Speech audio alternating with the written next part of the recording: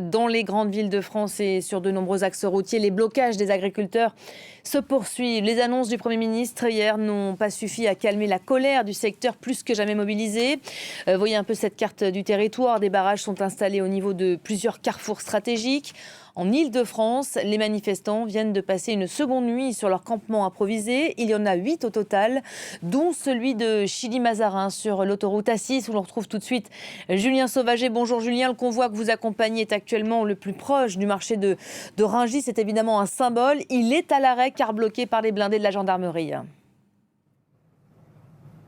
Oui, plusieurs blindés qui bloquent cette autoroute et qui bloquent surtout les 120 tracteurs présents sur ce site. Alors, je suis avec Jean-Charles Chancois. Vous êtes éleveur de vaches limousines. Vous venez de Dordogne. Vous êtes venu en bus rejoindre la mobilisation ici, ce point de blocage, avec une cinquantaine d'autres personnes de Dordogne.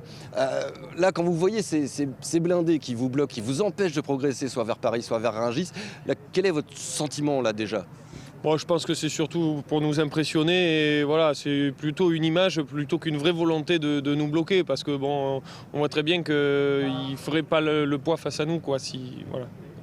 Vous n'hésiteriez pas à envoyer les tracteurs pour les pousser ? Non, mais c'est juste une manière de nous impressionner quoi. Il n'y a pas de réelle volonté de vouloir nous bloquer vraiment quoi. Je pense que si on voulait avancer, on pourrait avancer.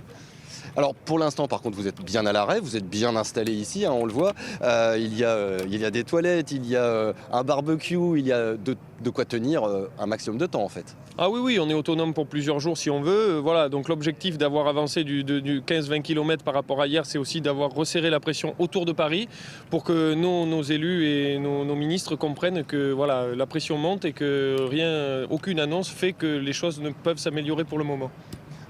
Les annonces, justement, il y a celle de Gabriel Attal hier qui parle de l'exception agricole française. Mais j'ai senti ce matin, en parlant un petit peu avec tout le monde ici, ça ne vous a pas du tout convaincu. L'exception agricole française, c'est qu'on fait des produits de qualité, voire même les meilleurs produits au monde et qu'on fait partie de ceux qui ont le plus bas salaire au monde, quoi. Donc ça, c'est une exception française, oui, c'est sûr. Alors d'ailleurs, vous faites de l'élevage, vous faites des vaches. Est-ce que vous pouvez nous expliquer un petit peu justement à quelle problématique vous êtes confrontés, vous, dans votre travail au quotidien ? La problématique, elle est simple. Mon kilo de viande de vache, je le vends 5,50 € et il me coûte à produire 7 €. Donc je perds 1,50 € du kilo.